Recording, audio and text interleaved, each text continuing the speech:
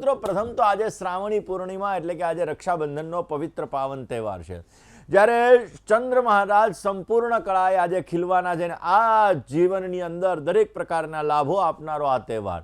શુક્લ યજુર્વેદીય બ્રાહ્મણો આજના દિવસની અંદર પોતે જનોઈને ધારણ કરતા હોય છે, એટલે કે આજે પોતાની જૂની જનોઈ છે એ જનોઈને બદલાવી નવી જનોઈને ધારણ કરતા હોય છે. અને આજના દિવસની અંદર વિશેષ પ્રકારનું મહત્વ રહેલું છે. આજે ભાઈ પોતાની બેન પાસે રાખડી બંધાવે છે, બેન પોતાના ભાઈના ઘરે જઈ અને પોતાના ભાઈને રાખડી બાંધે છે. બેનની રક્ષા માટે, ભાઈના જીવનમાં કલ્યાણ થાય એના માટે આ રક્ષાબંધનનો પવિત્ર પાવન તહેવાર મનાવવામાં આવે છે. દર્શક મિત્રો, હિન્દુ પંચાંગ અનુસાર જોવા જઈએ તો શ્રાવણ મહિનાના શુક્લ પક્ષની પૂર્ણિમા એ રક્ષાબંધનનો તહેવાર મનાવાય છે. આ દિવસે રક્ષાસૂત્ર બાંધી અને બેન પોતાના ભાઈ પાસે રક્ષાનું વચન માંગે છે. બેન પોતાના ભાઈનું કલ્યાણ થાય, પોતાના જીવનની અંદર સમૃદ્ધિ મળે, પોતાના ભાઈના જીવનની અંદર સુખ અને સમૃદ્ધિ પ્રાપ્ત થાય એટલા માટે બેન પોતે રક્ષા બાંધવા માટે જતી હોય છે. 19 તારીખ એટલે કે આજનો દિવસ એ રક્ષાબંધન માટેનો પવિત્ર પાવન તહેવાર છે. પરંતુ આજે ભદરા છે, આપણને એવો વિચાર આવે કે ભદરા છે, ભદરામાં રાખડી ન બંધાય. દર્શક મિત્રો, ક્યાંક ને ક્યાંક ભદરા 3 પ્રકારની હોય છે: પાતાલ લોકની, સ્વર્ગ લોકની અને પૃથ્વી લોકની. મકર રાશિની અંદર ચંદ્રમા છે જે સાંજે 6:58 સુધી છે, જ્યારે ભદરા સવારના 3:04 ચાલુ થાય છે અને બપોરે 1:35 પરિપૂર્ણ થાય છે. આમ તો ભદરા પાતાલ લોકની ભદરા છે. પાતાલ લોકની ભદરા છે એટલે આપણને બાધ નથી, છતાં પણ તમારા મનમાં શંકા કુશંકા હોય તો 1:32 જ્યારે આ ભદરા પરિપૂર્ણ બપોરે થઈ જાય એ પછી તમે ભાઈને રક્ષા સૂત્ર બાંધી શકો છો. ભાઈની રક્ષા કરવા માટે, ભાઈના જીવનમાં સુખ સમૃદ્ધિ મળે, ભાઈ તમારી રક્ષા કરી શકે એ માટે તમે રક્ષા સૂત્ર ભાઈને બાંધી શકો છો. અને એ રક્ષા સૂત્ર બાંધી અને દરેક વ્યક્તિના જીવનની અંદર સુખ અને સમૃદ્ધિનું વરદાન પ્રાપ્ત થાય છે. દર્શક મિત્રો, શાસ્ત્રોની અંદર ખાસ કરીને રક્ષાબંધનને લઈ અને યમરાજાની બેન યમુના સાથેની કથા પણ જોડાયેલી છે. એટલા માટે આજના દિવસની અંદર યમુનાજીએ પોતે યમરાજા પાસે રક્ષણ માટેની પ્રાર્થના કરેલી હોય અને એવું કીધું હોય કે આજના દિવસે જે કોઈ પણ બેન પોતાના ભાઈને રાખડી બાંધશે એના જીવનની અંદર કલ્યાણ થશે. ને એટલા માટે જ ખાસ કરીને જોવા જઈએ તો યમુનાજીએ અમરતાનું વરદાન માંગેલું હોય છે ને એટલા માટે ખાસ આજના દિવસનું વિશેષ મહત્વ છે. બપોરના 1:32 પછી તમે તમારા ભાઈને રાખડી બાંધી શકો છો. દર્શક મિત્રો, રાખડી બાંધવામાં પણ ઘણા નિયમોનું પાલન કરવાનું હોય છે. ખાસ કરીને જોવા જઈએ તો તમારા ભાઈનું મોઢું હંમેશાને માટે જ્યારે તમે રક્ષા સૂત્ર બાંધો છો ત્યારે તમારા ભાઈનું મોઢું સૂર્ય તરફ એટલે કે પૂર્વ દિશા તરફ હોવું જોઈએ. પૂર્વ દિશા તરફ રાખેલું મુખ એના જીવનની અંદર સમૃદ્ધિ લાવે છે, એના જીવનની અંદર યશ લાવે છે અને એના દરેક પ્રકારના કાર્યો સિદ્ધ થાય છે. દર્શક મિત્રો, આજના દિવસની અંદર આમ તો એવું કહેવાય છે કે યમરાજાજી એમણે પોતે યમુનાજી પાસે વચન આપ્યું હતું કે પૂર્ણિમાના દિવસે જે કોઈ પણ બેન પોતાના ભાઈને શુભ મુહૂર્તની અંદર રક્ષા સૂત્ર બાંધશે એ ભાઈ પોતાની બેન માટે, બેનની મદદ માટે વચન આપે છે અને એ વ્યક્તિનું કલ્યાણ થાય છે અને એના જીવનની અંદર દરેક પ્રકારના લાભો દૂર થાય છે, દરેક પ્રકારની લાભો મળે છે, દરેક પ્રકારની સમસ્યા દૂર થાય છે અને ક્યાંક ને ક્યાંક એના જીવનની અંદર કષ્ટ આવેલું હોય તો એ કષ્ટ પણ દૂર થાય છે. ને એટલા માટે આજે ખાસ તમારી બેન પાસે તમારે રક્ષા સૂત્ર બાંધવું જોઈએ. જ્યારે તમે રક્ષા સૂત્ર બંધાવો ત્યારે ભાઈએ પોતાનું મોઢું પૂર્વ દિશા તરફ રાખવું જોઈએ. બેને ભાઈને પહેલમ વહેલા કંકુનું તિલક કરી ચોખા લગાડી અને ખાસ આરતી ઉતારવી જોઈએ. આરતી ઉતાર્યા પછી ભાઈના જમણા હાથની અંદર રક્ષા સૂત્ર બાંધવું જોઈએ, જેની અંદર એની રાશિ મુજબની રાખડી બાંધવાથી સવિશેષ માત્રામાં લાભ મળી શકે છે. રાશિ મુજબની રાખડી આપણે 2 દિવસ પહેલાના પ્રોગ્રામમાં કીધું, કારણ કે દ્વારકાથી એક બેનનો મીઠાપુરથી ફોન હતો, એણે એવું કીધું કે ભાઈ તમે અગાઉ કહો ને તો અમને રાખડી લેવાની ખબર પડે. અને એટલા માટે આપણે ખાસ આ રાખડી તમારે કઈ રાશિના જાતકો તમારા ભાઈ છે એ મુજબ તમે રાખડી બાંધી શકો. અને ત્યારબાદ દર્શક મિત્રો, તમારા ભાઈને મીઠાઈ અર્પણ કરવી જોઈએ. ભાઈએ પોતાના સામર્થ્ય અનુસાર, હું એવું નથી કહેતો કે તમારે આટલા રૂપિયા આપવા જોઈએ, આ વસ્તુ આપવી જોઈએ, પણ તમારા સામર્થ્ય અનુસાર તમારે તમારી બેનને કંઈ પણ વસ્તુની ભેટ આપવી જોઈએ. ભેટની અંદર તીખી વસ્તુ ન આપવી જોઈએ. ભેટની અંદર કોઈ પણ ખાનપાનની જે વસ્તુ હોય એમાં તીખી વસ્તુ જો ભેટમાં આપશો તો બેનના જીવનની અંદર સમસ્યા ચાલુ થશે, બેનના જીવનની અંદર તકલીફ થશે. માટે તીખી વસ્તુ ક્યારેય બેનને ભેટમાં ન આપવી જોઈએ.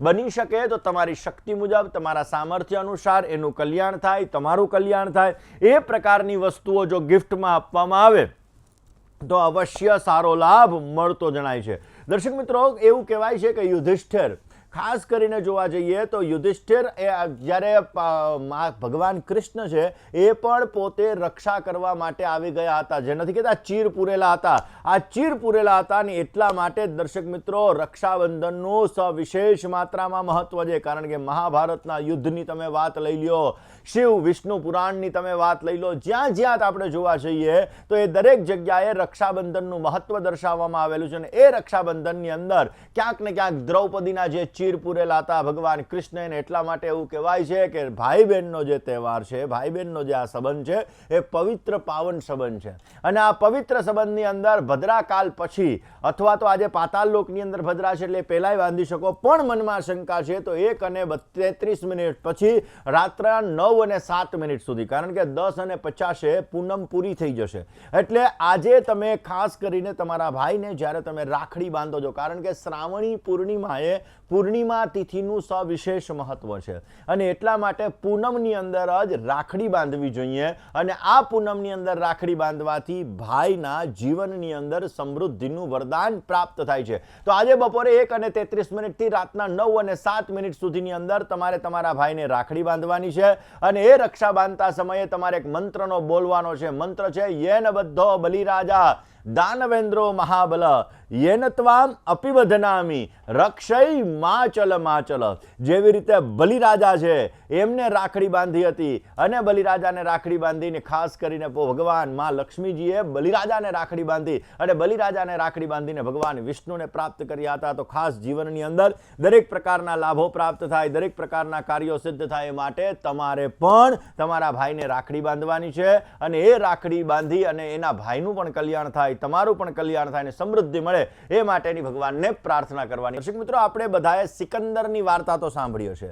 આ સિકંદરની પત્નીએ પણ ખાસ કરીને જ્યારે વિશાળ સેના લઈ અને જાય છે ને ત્યારે એની રક્ષા કરવા માટે, પતિની રક્ષા કરવા માટે એને પુરુ રાજાને પણ રાખડી બાંધી હતી. દર્શક મિત્રો, આવો રક્ષાબંધનનો તહેવાર કે જે રક્ષાબંધનના તહેવારની અંદર બેન પોતાના ભાઈ છે એની રક્ષાના કાજે પોતે રાખડી બાંધતી હોય છે ને જ્યારે ભાઈને રાખડી બાંધે ત્યારે ભાઈ એને જે વસ્તુ જોઈએ આપતી હોય, તમારી શક્તિ અનુસાર તમે આ વસ્તુ આપી શકો છો અને ઉત્તમ પ્રકારનો લાભ પણ પ્રાપ્ત કરી શકો છો. દર્શક મિત્રો, ખાસ કરીને સતયુગથી લઈ અને અત્યારે કલયુગ સુધી ઘણી એવી કથાઓ છે કે જે રક્ષાબંધનના તહેવાર સાથે જોડાયેલી છે.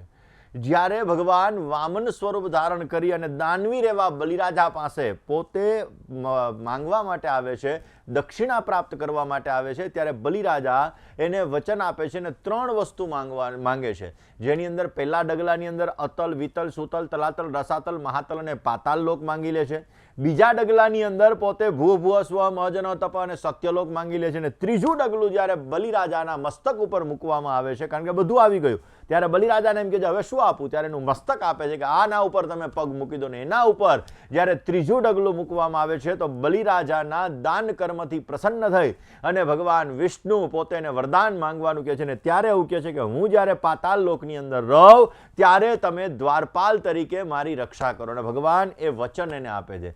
ત્યારે માં લક્ષ્મીજી બ્રાહ્મણીનું સ્વરૂપ ધારણ કરી અને પાતાળ લોકની અંદર એ બલિરાજા પાસે જાય છે, બલિરાજાને રાખડી બાંધે છે. અને રાખડી બાંધતાની સાથે બલિરાજા એમ કહે છે કે બોલો તમારે શું જોઈએ છે બેન. અને ત્યારે એમ કહે છે કે મારા પતિ અહીંયા દ્વારપાલ તરીકે છે, તમે એને વૈકુંઠ લોકની અંદર પધારવા માટે આવવા માટેની રજા આપો. ને ત્યારે એને રજા આપે છે. એટલે આ રક્ષાબંધનનો તહેવાર એક એવો તહેવાર છે કે જે ભાઈ અને બહેનનો પવિત્ર સંબંધ છે.